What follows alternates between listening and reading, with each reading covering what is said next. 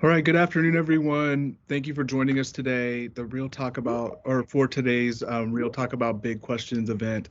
As we get started, we wanted to be sure that everyone is aware that the panel discussion and debrief conversation that's part of this event will be recorded. Now I will turn it over to Sarah Ladipo, student trustee and Real Talk About Big Questions committee member who will be moderating our event. Hello, everyone. My name is Sarah Ladipo. Welcome to Real Talk about big questions. This series provides spaces for dialogue with experts and fellow Bobcats about important topics. Ohio strives to celebrate each person who makes up the university community. We're here to learn from each other, to do the work that narrows divides and broadens understanding. It's about equity and humanity. It's about having hard and real conversations about what we all can do to make our culture and environment here at Ohio University. This is why we are here today. To get us started and to provide additional context questions, I'd like to invite Dr. Wayne Bruce, Interim Assistant Director of the Multicultural Center, to provide a brief presentation on the Make Respect Visible campaign that launched on campus this fall. The campaign connected to the action items in the Inclusive Excellence Strategic Plan. It creates a starting point for this conversation by providing initial expectations for the campus community for engaging across differences. Thank you for joining us today for today's conversation. Dr. Bruce? Thank you, Sarah, and good afternoon, everyone. Thank you for joining us.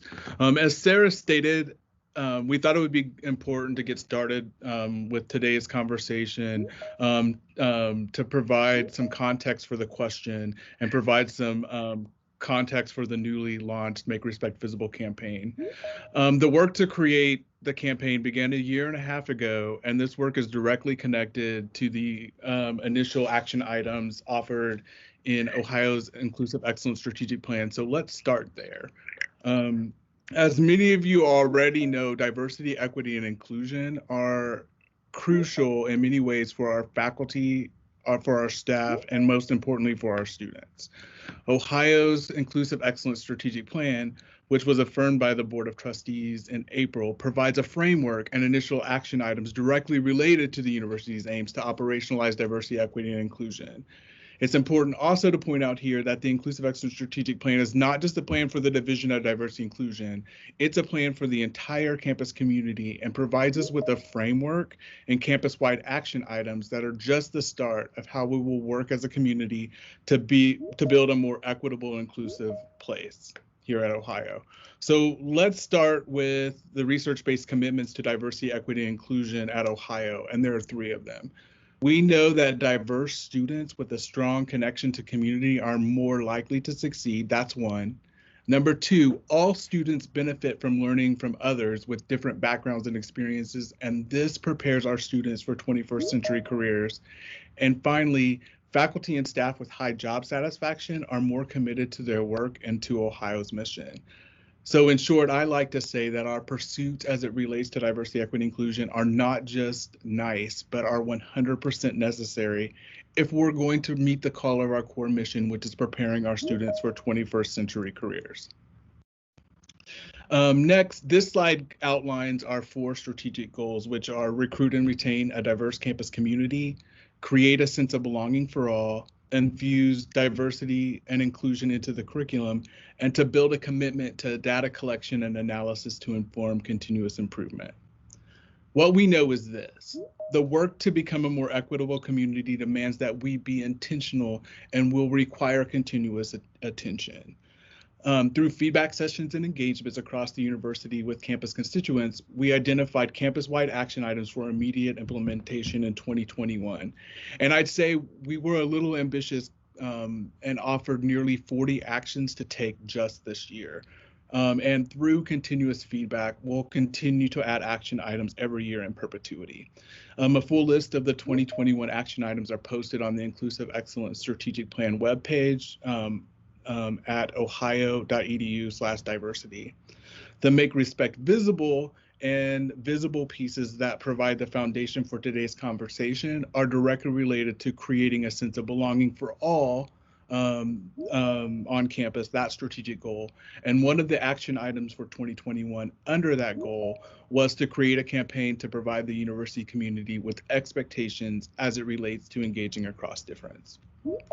A working group that included UCM, Division of Student Affairs, and D&I staff members began working on this action item in earnest last February, and through conversations, but I will say that conversations about this campaign began in the summer of 2021. I also think that it's important to mention here the connection to Ohio's Visible initiative.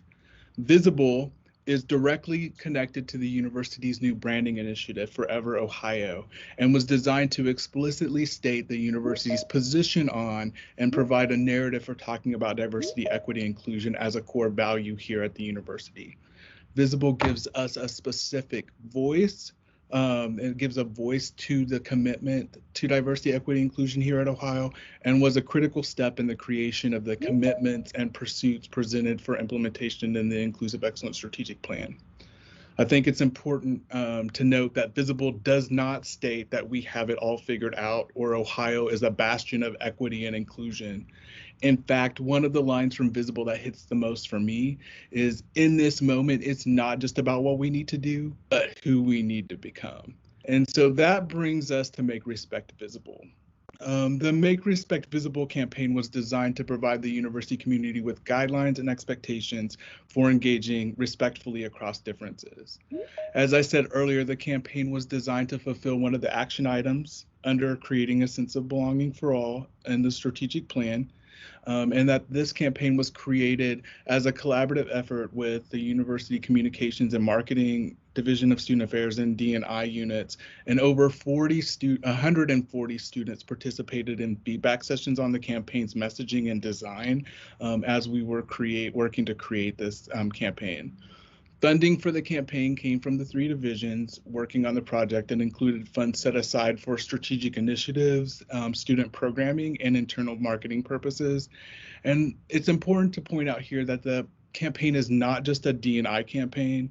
It has been incorporated into the university's brand and is being designed to spark university-wide conversations about respect on campus. I want to show this short video that provides even more details about the different pieces of the campaign for you now. At Ohio University, we believe that the college experience should deliver more than a diploma. We offer an experience that will stick with you for the rest of your life. And part of this forever experience is the university's vision for diversity and inclusion. Ohio strives to celebrate each person who makes up our university community. We are here to learn from each other, to do the work that narrows divides and broadens understanding. It's about equity and humanity. It's about uplifting diverse identities, cultures, experiences, and perspectives. It's about being willing to engage in hard conversations and recognizing and calling out prejudice. Making respect visible is about making explicit our expectations for engaging across differences. These core expectations are simple. Spread ideas, not hate. Listen more, judge less. Always keep in mind respect, humanity, and dignity in your interactions. You can disagree respectfully. Encourage dialogue, not division. Every voice counts. Learn more about what every Bobcat can do to build a university-wide culture of respect at ohio.edu.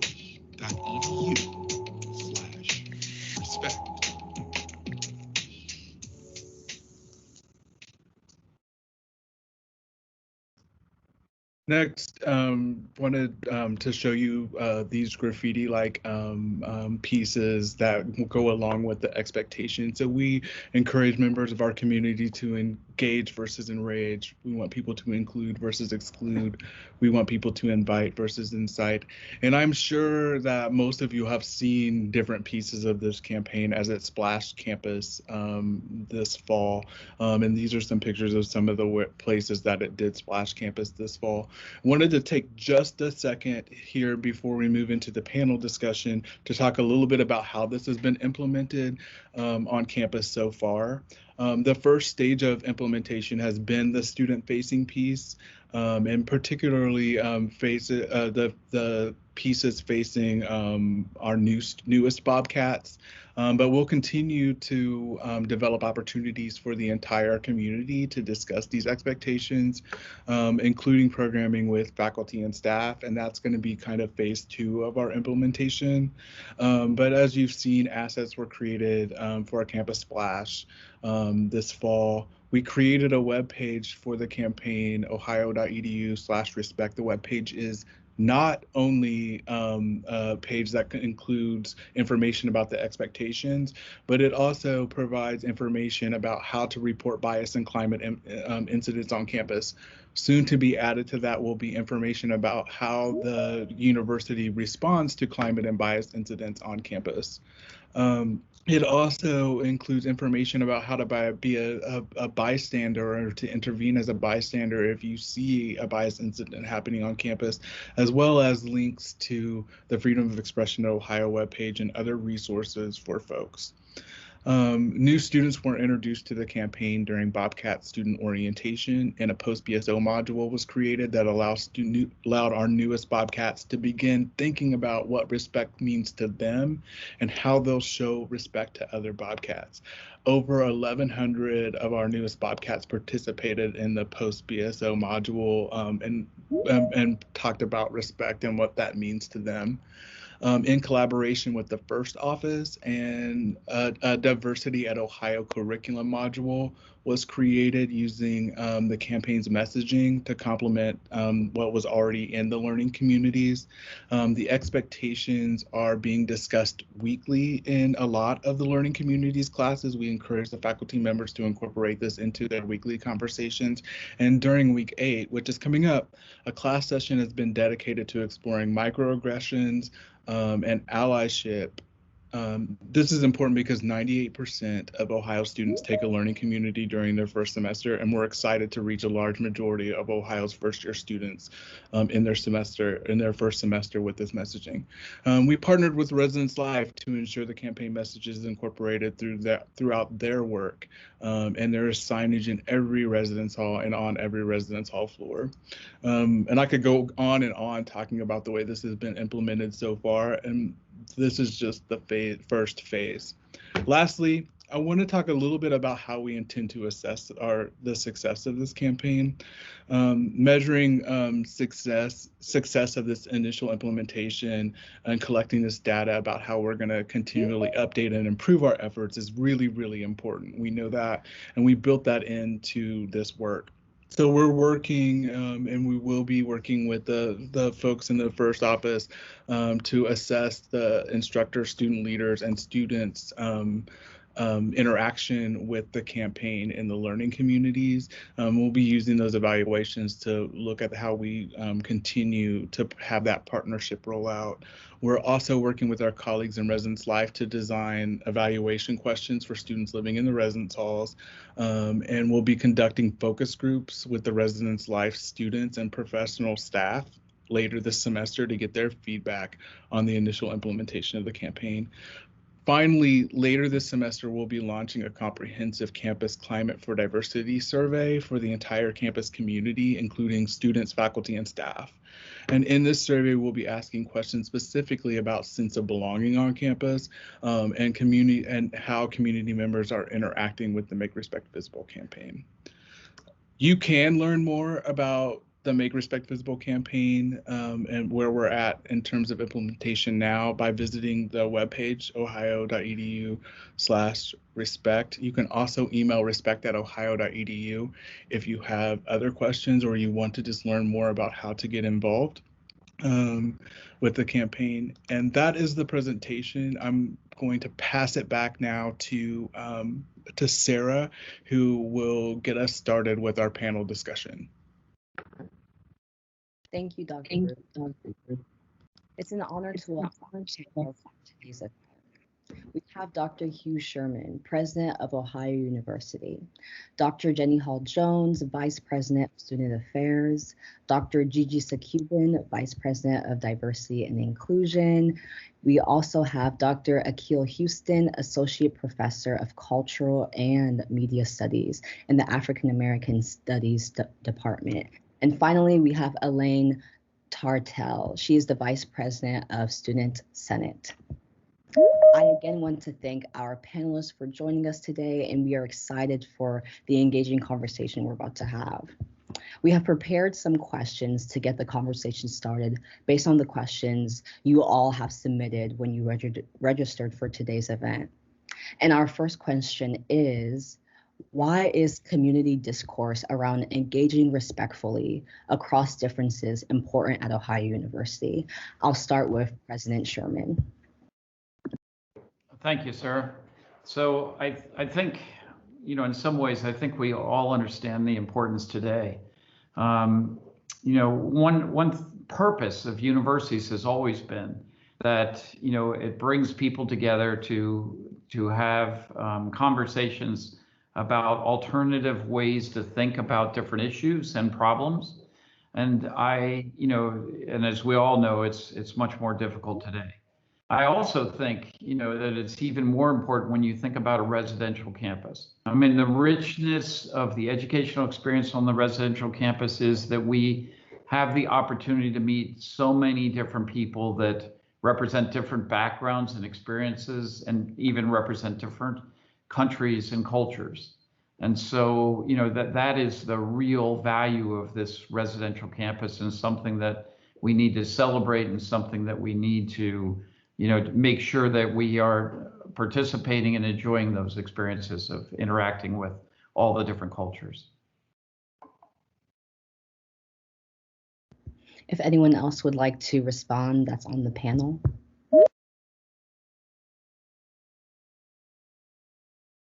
I'll add. It's Jenny. Hi, everyone. Thanks for joining us today.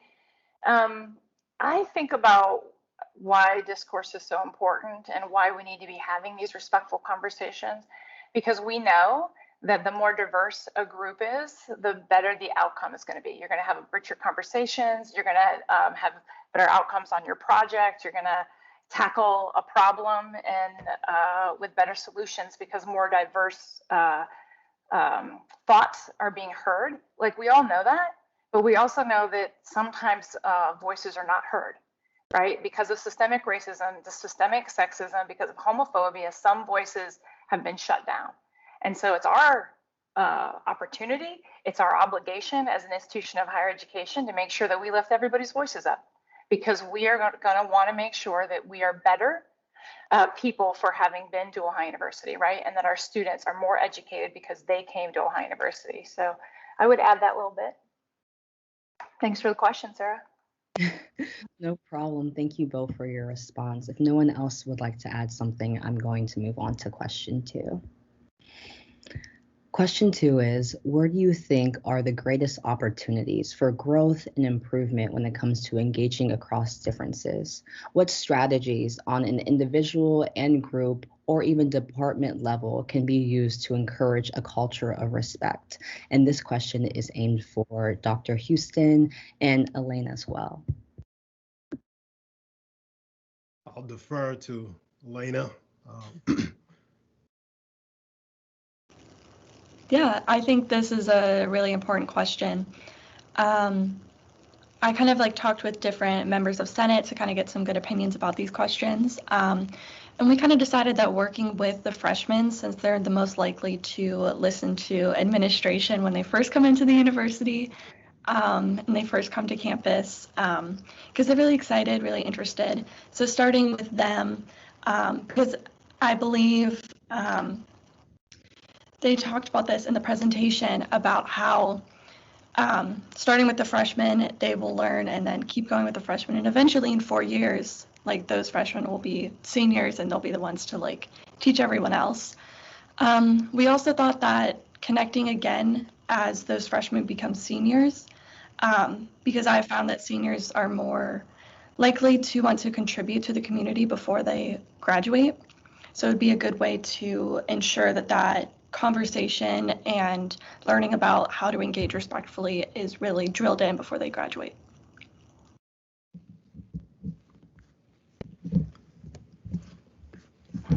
So if I could jump in there, first, thank you for this conversation. I think it's important, and I think it means something to have the president participating in this conversation.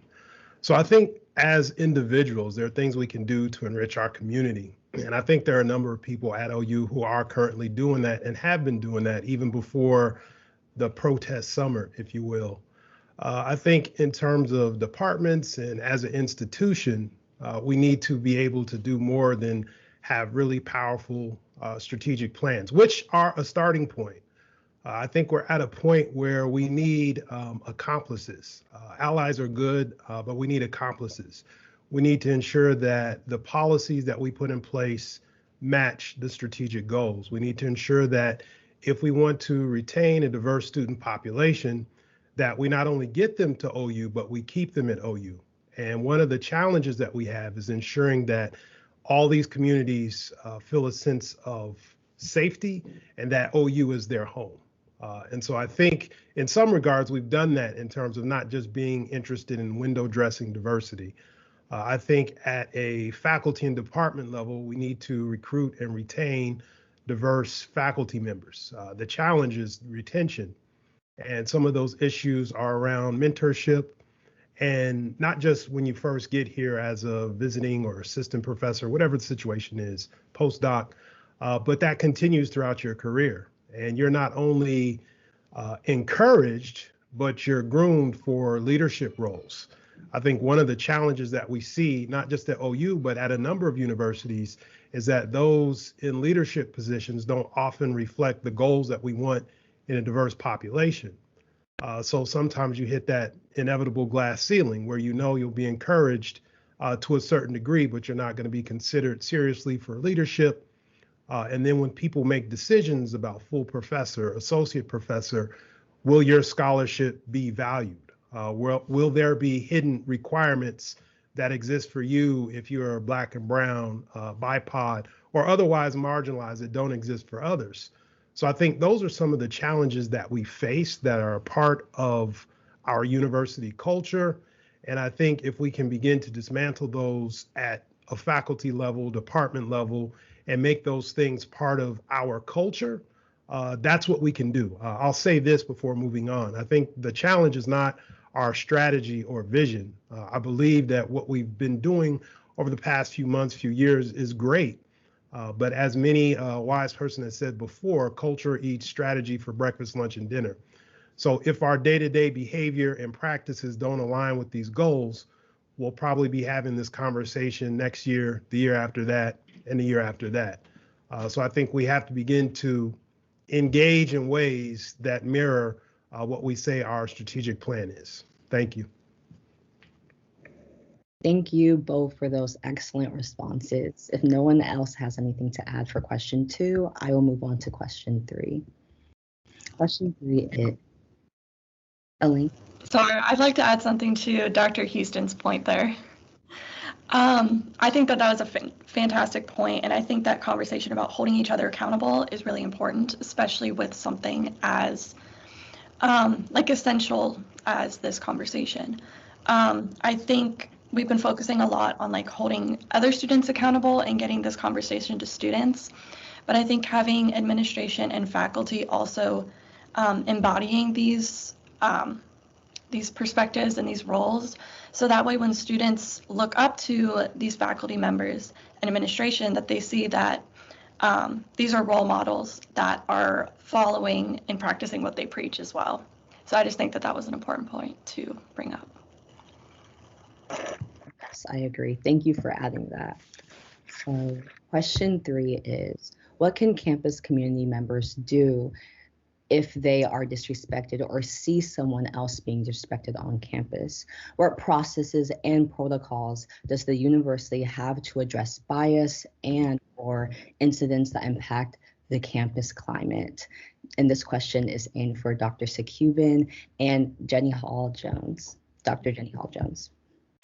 Thank you, Sarah. So I'll jump in. So I'll say when I first arrived, we really didn't have a streamlined process for reporting bias. And so thanks to Jenny and also ECRC, Equity and Civil Rights Compliance, for assisting in the process. So we've developed a bias reporting process through the ECRC website. And as Dr. Bruce mentioned, it's on the ohio.edu/respect as well. For those of you that would like to report if you experience any incidents of bias on campus or even harassment, that's also included. So that can be done anonymously. So if you're afraid to put your name or report that way, you can report anonymously as well. And so those incidents are tracked through ECRC. And those who also are witness to bias incidents, if you're not personally experiencing a bias incident, but you've witnessed something, as Dr. Bruce mentioned, as a bystander, those can also be reported as well on that same website.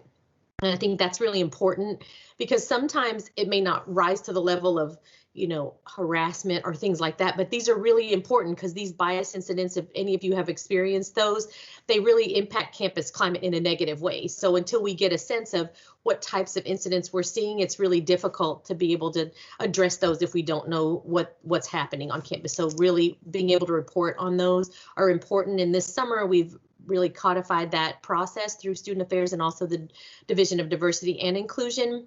And so we have a process for when students report, we work with the faculty in their college, also with their dean's office, to make sure this is really true wraparound support. And then students, we're able to reach out for that support and education as well.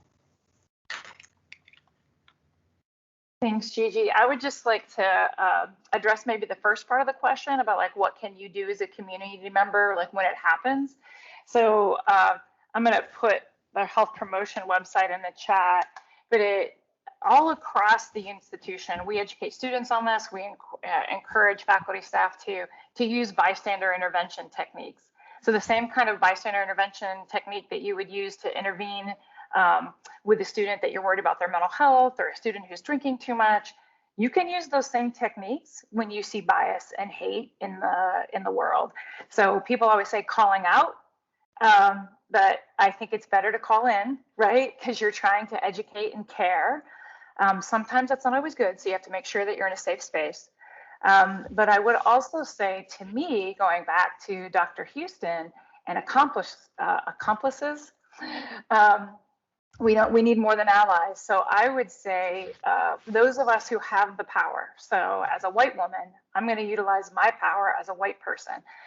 You might be hierarchical power. So like the president has power that other people don't have. When you observe bias and hate, I would encourage you to think about your power in that situation. It is much better for the person that has the privilege and has that power to intervene. So I'm going to say, if I hear some kind of bias incident toward Gigi, it's better for me to call that out, right? Because I'm showing my support of Gigi as a colleague than thinking to myself, oh, wow, was that bad? Should Gigi say something, right? Like I'm the one that should be doing that. And that's part of that personal responsibility that we all need to take into our heart that Elena was talking about earlier. So I would just encourage you, like, when was the last time you intervened when you saw something that wasn't right? Whether that's a policy, a practice, somebody said something, how did that make you feel? And if you need to practice those interventions, I know I can help you do that. Geneva Murray in the Women's Center is awesome at it. So like you can get to the point where you feel more comfortable intervening because it's not about you and your comfort, right? It's about our community. So just thought I'd throw a couple more pieces of advice out there. Does anybody else on the panel want to hit that one?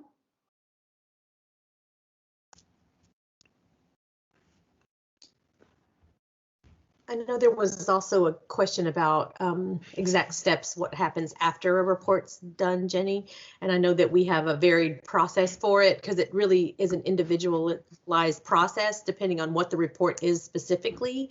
And then we discuss it as a group, and then it's directed toward, if it's a student, then it's directed toward their college. If there are peripheral relationships, like if they're associated with a different organization on campus, whoever that advisor is to that organization, the report has also gone to them as well. But the colleges have also done a great job in addressing that directly with the student in an advising capacity. So it doesn't become just something that Student Affairs and the Division of Diversity and Inclusion, we really wrap the entire campus around how the students associated with reporting with that specific report. So then they're all made aware of what's happening there.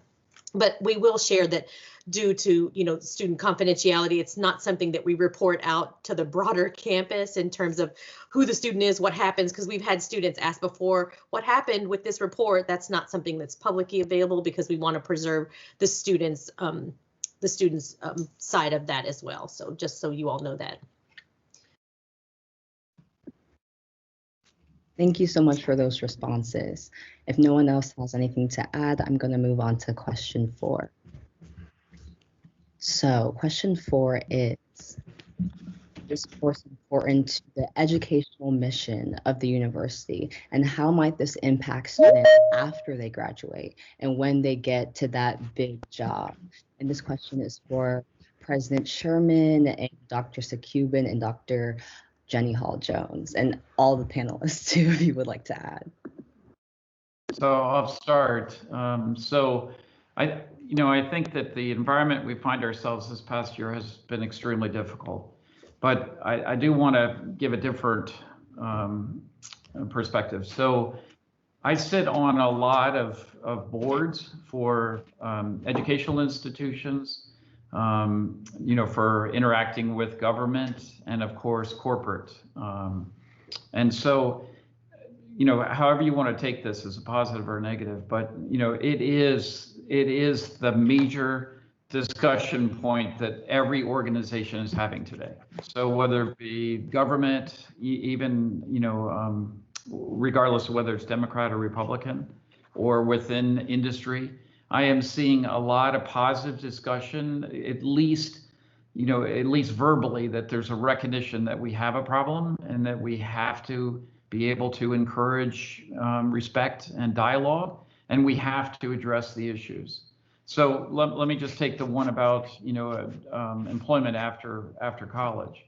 So corporations are coming to us, and we are having discussions about how we as educators and as providers of knowledgeable students can contribute to bringing people into their workforce that are able to to work with multiple different types of people across the country as well as across the world, and bring the best out of each other.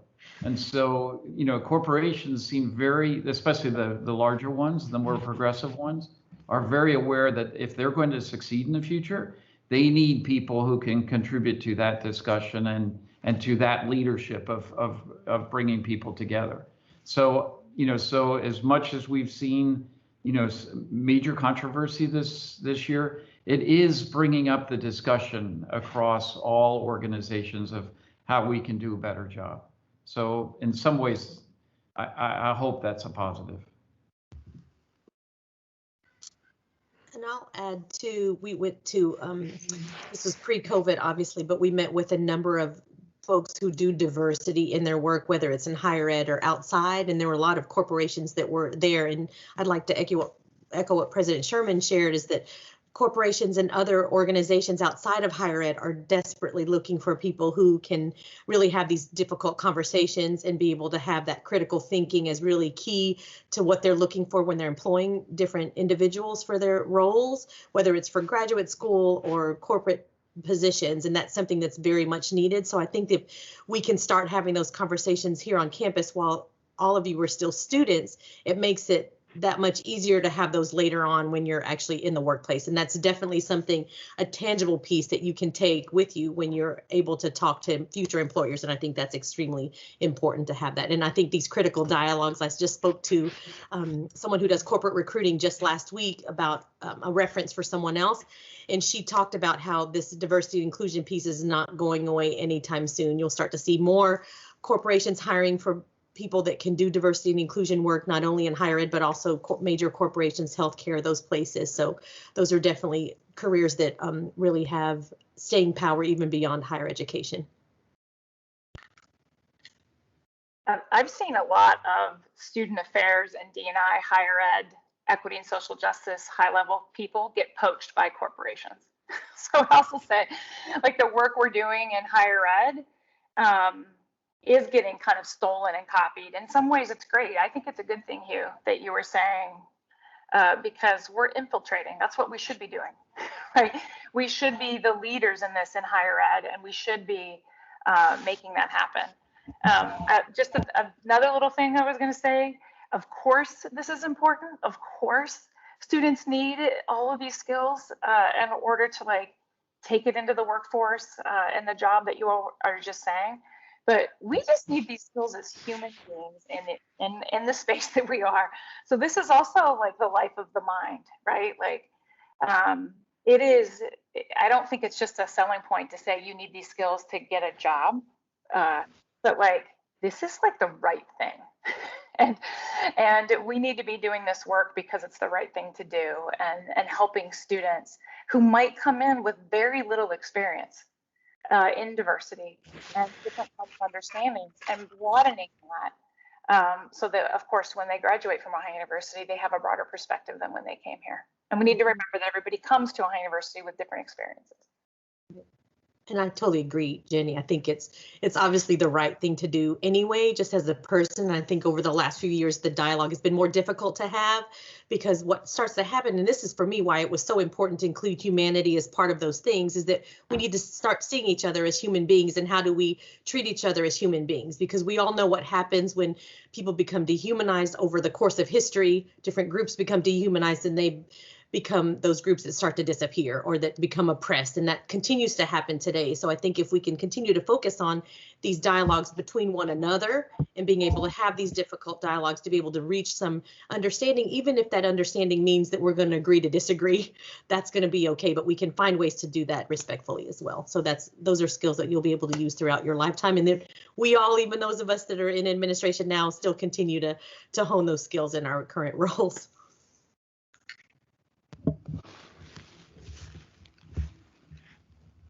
Thank you for those responses. I agree with everything you guys said. Like, I love how Dr. Jenny Hall-Jones said it's really about like how to be a proper human being, you know? So if no one has to add to that question, I'm going to move on to question 5. And question 5 is, how do you see the Make Respect Visible campaign influence the way students, faculty, and staff engage with each other? How is this connected to what is happening outside of Ohio University in the United States and even internationally? And this question is aimed for President Sherman and Dr. Houston and Elena.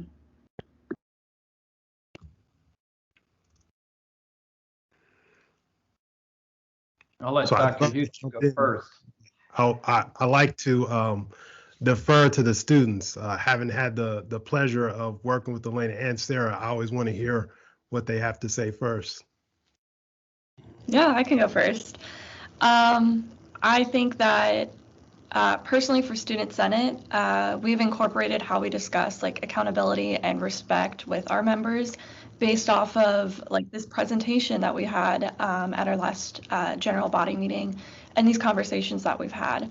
So we ask all of our members, like, what do you need to feel respected and how do you show respect to others? Because that can be very different, like, answers. You could show respect in a very different way than you receive respect and like how you feel respected. So that's a constant conversation that we are having with students and making sure that when they go to other organizations that they're a part of, other classes, that they're also like keeping that in the back of their mind, how they show respect to others and making sure that that conversation is included as well. And I think, going back to it, just making sure everyone is held accountable for using these skills from the Make Respect Visible campaign. I have an interesting vantage point as a faculty member and also as an advisor for student organizations. And even students who are not majors or minors in African American studies, sometimes they come in or now log in to have conversations about what's going on campus, how they feel about university culture. And one of the things that I've noticed is a number of students feel like this is good, but I want to see what happens. And a number of these students belong to student organizations that have been having these conversations for quite some time, even before the rest of the world sort of said, hey, this is an opportunity. So I think for a number of those students, they're waiting to see what's going to happen. Some of them are more optimistic than others, feeling like, okay, now we have some momentum. There seems to be a university-wide push. So now we're going to see some good things come out of it. And then there are some who are not so optimistic.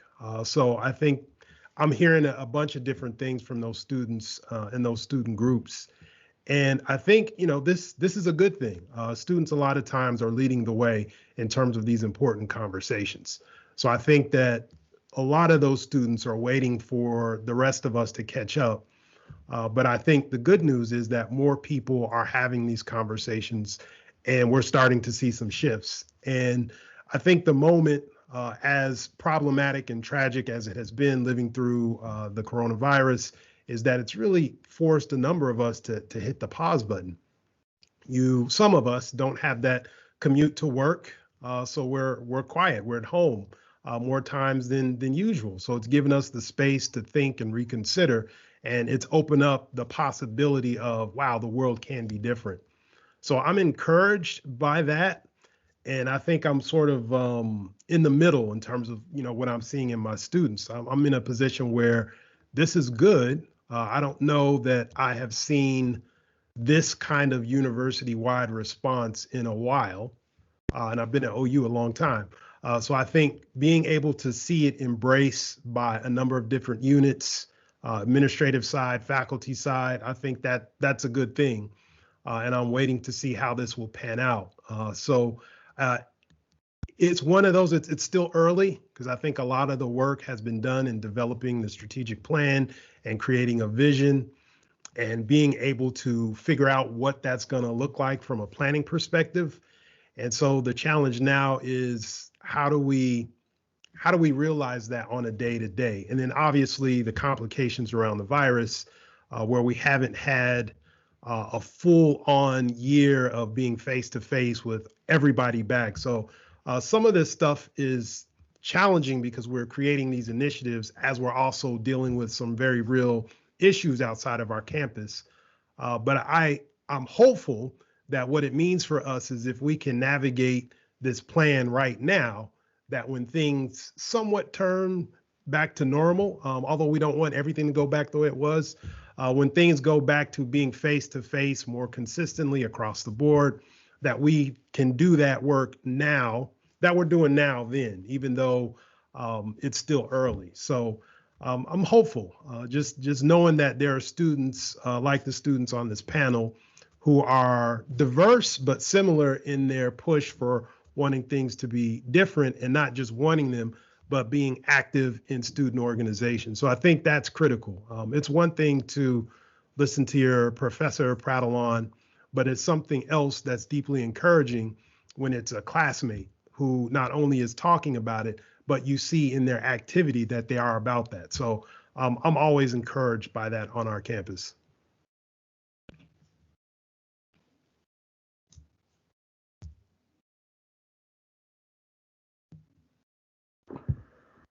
And if no one would like to add on to what Dr. Houston has said, I can quickly go. Do we have time for one more question, Dr. Bruce? I would say go ahead. Perfect. I love this question. So our final question for all of the panelists is, what are some ways you anticipate communicating this culture of respect we are creating at Ohio University to people outside of our campus community and in the Southeast Ohio region? I'll start with President Sherman. So I think this is a great question. Maybe not to end on, but that's where we are. So if I could tell a quick story, so in the recent months, I have been meeting with community leaders in the surrounding counties, not Athens County, but outside. And as we all know, this is a particular type of culture also that is in Southeast Ohio with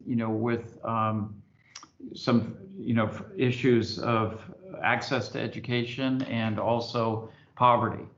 And so what I've found in having these conversations is some past experiences with the university, and that they often they're distrustful of the university, and the distrust comes from their feeling of not being respected by administrators and students, right? That we may not be as sensitive to the issues that they're facing. So I think it's a perfect example, right, of our opportunity to practice respect among ourselves in our own university community in Athens. And then as we have the opportunity to do service work or go out in the region, that we take the time to understand, their concerns and show them respect also.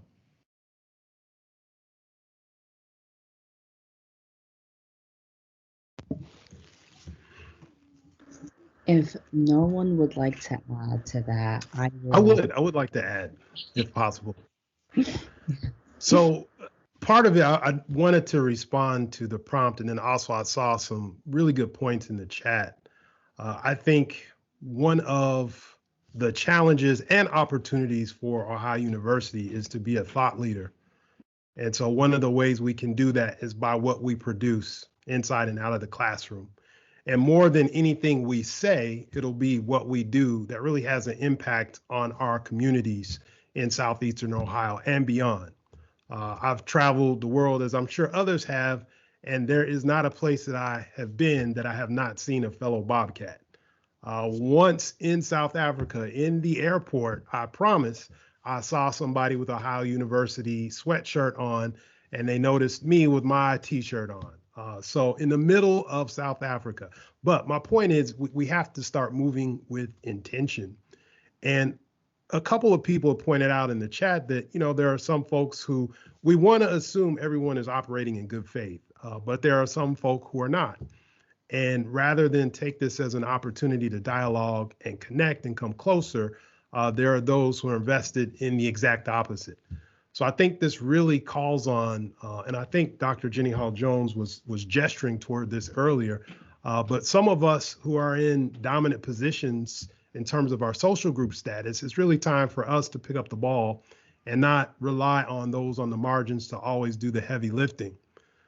So one of the things that is in the literature around being an ally as a cisgendered heterosexual man is don't expect the folks who are not to always have those conversations, to always challenge people. That's my responsibility. And I shouldn't expect for change to come through those on the margins all the time. And so I think this really means for our Ohio University community that those who've been silent or feel like their discipline doesn't allow for these kinds of conversations, think about ways that you can begin to include these conversations. And I think the challenge, I'll say this, I think students are doing their job. I'm hearing what they're doing in student orgs and how they're pushing each other in conversation. From the faculty position, I can talk about us. I think there are some of us who are engaged in this work and have been, and there are some of us who have checked out. It's not a priority, it's not important, and as a result, we're not engaging. And it's that energy, we need those folks on board. When the least impacted are the most concerned, that's when we're going to see some shifts. And I think for our administration, it requires vision. And this isn't to say that that's not happening. I think there are some good things that are taking place. It is to say that, sometimes it may mean prioritizing what's important with everyone's favorite topic, money. So are we investing in programs and departments that have been having these conversations, but are hard pressed to continue because of, the inevitable lack of funds? So I think as a university, moments like this give us a great opportunity to be visionaries. So we can invest in some of those departments that are having challenges. We can ensure that the infrastructure of some of these places is solid and strong so that they can continue to do the work that's necessary to help us meet some of these strategic goals. So for students, sometimes your reflection is so critical. Do we have women, Black and brown representation in our STEM fields? Do we have a robust African American Studies department? Do we have a robust Women's Gender and Sexuality Studies department? And I should disclose, I know this is known, but I'll say it, I am in African American Studies. So although it may sound like I'm advocating for my department, I'm advocating for the university. A strong department, you can use African American Studies, Women's Gender, Sexuality Studies, whatever, means that a lot of the values that we have in our university culture are being reinforced because the institution says this is important. We certainly don't want to be the institution that says we value all of these items in our strategic vision, but structurally, we no longer have a Women and Gender Sexuality Studies department, or we don't have other units that have disciplinary expertise and have been doing this kind of work for quite some time. So we have to be able to mirror what we value. And for those students who are coming in, one of the first questions I typically get is, well, where can I go to have a safe space? Are there faculty that I can talk to who can mentor and help me figure out what it is that I want to do? And then, of course, there are those students who don't know that yet. They haven't had those critical conversations, but being able to see their reflection in the leadership, in the faculty, in the administration can be their aha moment. I'll say this, and then I will end my comments. A couple of years ago, more than a couple of years ago, I had the good fortune to work with our TRIO program that's at OU. And I had a number of students who were from Chillicothe, who were from Logan, surrounding communities. And what we typically do is around graduation time, you see the video on the OU homepage. And there were two students who were from the Logan area, and they talked about how impactful coming to OU was, how impactful their faculty advisor was, how impactful their experience on the bricks was. And so two of my students who were not considering college, they were doing it because it was, a good opportunity. And they saw this person from Logan, where they were from. And in that moment, it was real. The possibility that college mattered. It was real. The possibility that they too could graduate, they too could have a degree and go on. So I say that to say, for those students who are on the margins, that's important.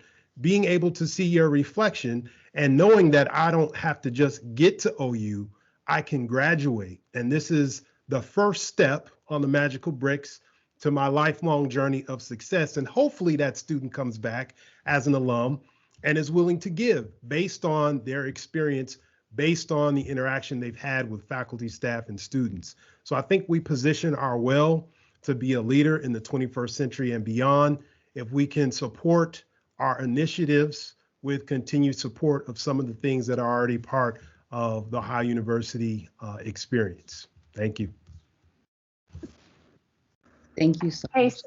Sorry. Hey, Sarah, I know we're running out of time and we need to get to the breakouts, but I just wanted to say one more thing about community. I think that we have to remember to humble ourselves before our community.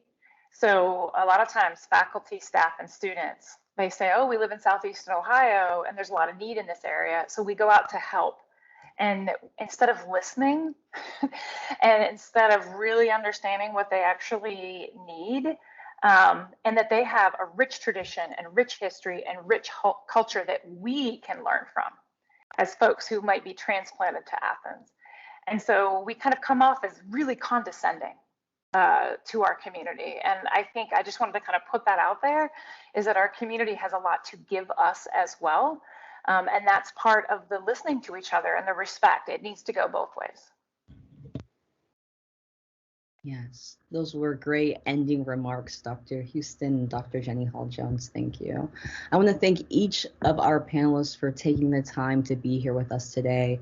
We appreciate your thoughts and insights into this big question. Now